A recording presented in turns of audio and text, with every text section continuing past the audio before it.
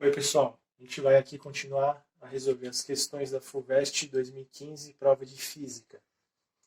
A questão de hoje, ela trata do problema de um satélite artificial orbitando em torno da Terra. Bom, o que a gente precisa saber nesse tipo de situação? O satélite está executando um movimento circular uniforme. Por que é um movimento circular? Porque ele descreve um círculo em torno da Terra e uniforme porque o módulo da velocidade do satélite é constante ao longo da trajetória. Entretanto, a direção da velocidade ela muda ao longo da trajetória. Ela é sempre uma velocidade com a direção tangente à trajetória. Então, a direção da velocidade vai mudando, embora o módulo dela seja constante. Então, toda vez que a gente tem uma variação da velocidade, mesmo que seja apenas a variação da direção, nós vamos ter uma aceleração associada a esse movimento. Nesse caso, a gente chama de aceleração centrípeta. E ela é dada pelo módulo da velocidade ao quadrado dividido por r, onde r é a distância entre o satélite e o centro da trajetória, que aqui no caso é o centro da Terra. Ok. Se nós temos uma aceleração, obrigatoriamente nós temos uma força associada também. Então, a força centrípeta, pela segunda lei de Newton, é a massa vezes a aceleração. Centrípeta, nesse caso. A força centrípeta, então, num movimento circular uniforme, como tem uma aceleração associada, tem uma força. E essa força, que é chamada de força centrípeta, ela vai estar sempre apontando para o centro da trajetória. Então, aqui, essa força vai estar aqui, ela vai estar aqui, sempre apontando para o centro da trajetória. Bom, então o que a questão pede? A questão pede qual a velocidade mínima que o satélite deve ter para que ele possa se manter executando uma órbita em torno da Terra. Então, quem que é a força centrípeta? A força centrípeta é a força que está apontando para o centro da trajetória, e nesse caso é a força de atração gravitacional entre a Terra e o satélite.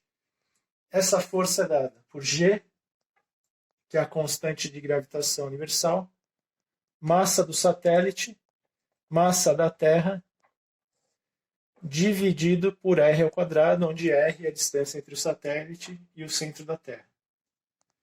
Isso aqui é igual à massa do satélite vezes a aceleração centrípeta, que a gente viu que é velocidade ao quadrado dividida por r.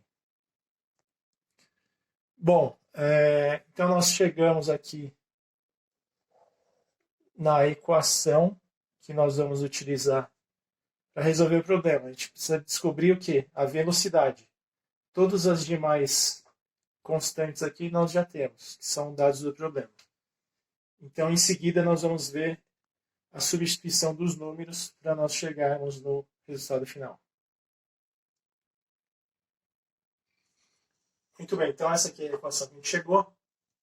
Primeira coisa, a gente pode ver que a gente tem algumas simplificações que podem ser feitas. Por exemplo, eu tenho a massa do satélite desse lado da equação e desse lado, então eu posso cortar. Da mesma forma, eu tenho r desse lado e r ao quadrado desse lado. Então, eu corto aqui, fico só com r desse lado. Então, eu tenho que velocidade ao quadrado é igual a g, massa da Terra, sobre r. Então, vamos começar a substituir esses valores. O enunciado diz que g é 6,7 vezes 10 elevado a menos 11,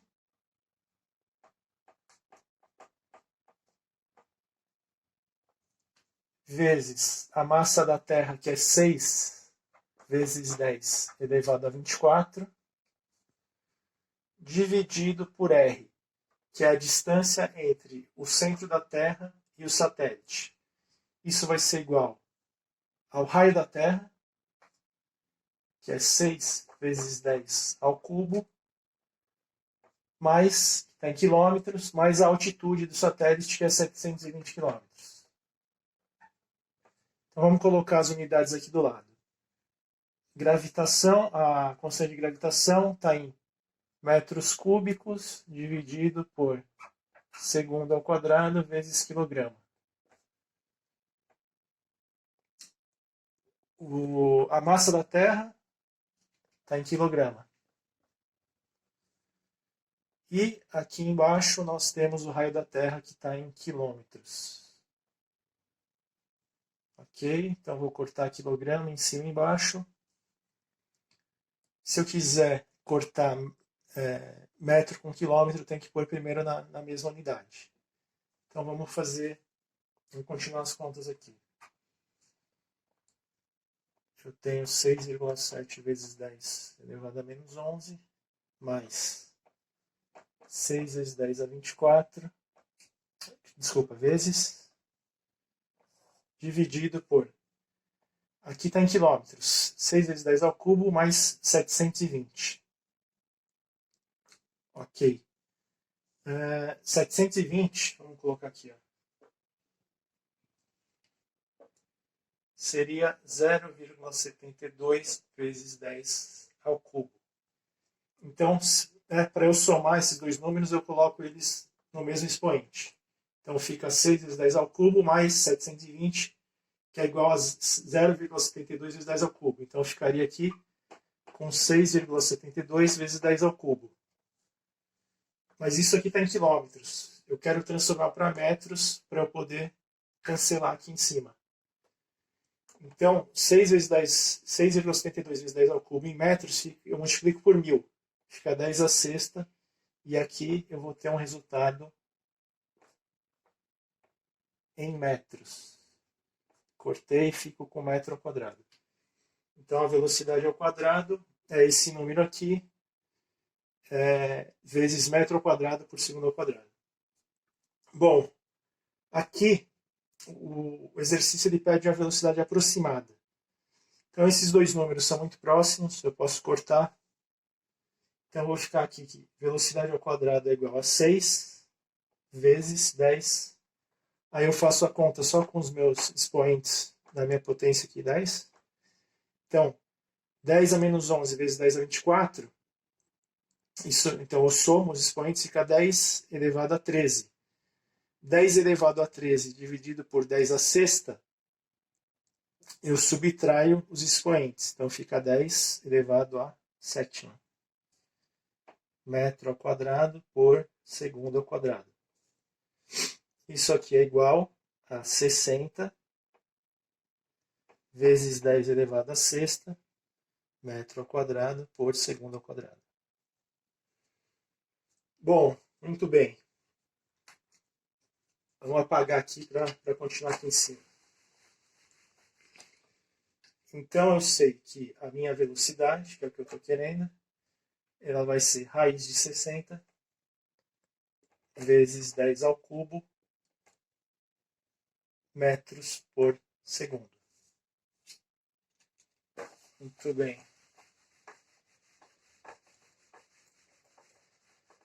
Bom, a raiz de 60, ela não é uma raiz exata. Mas eu sei que, por exemplo, a raiz de 64 é igual a 8. E a raiz de 49 é igual a 7.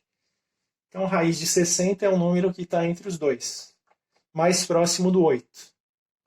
Lá no meu enunciado, eu vi que eu tenho o único número que está entre esses dois, nas minhas alternativas de resposta, é o 7,7.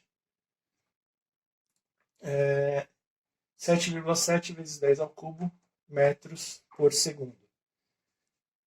Só que a resposta está em quilômetros. Então, 7,7 vezes 10 ao cubo, ou seja, 7,7 metros vezes 1000, dá 7,7 quilômetros. Então, eu tenho 7,7 quilômetros por segundo, que é a nossa resposta final, alternativa D.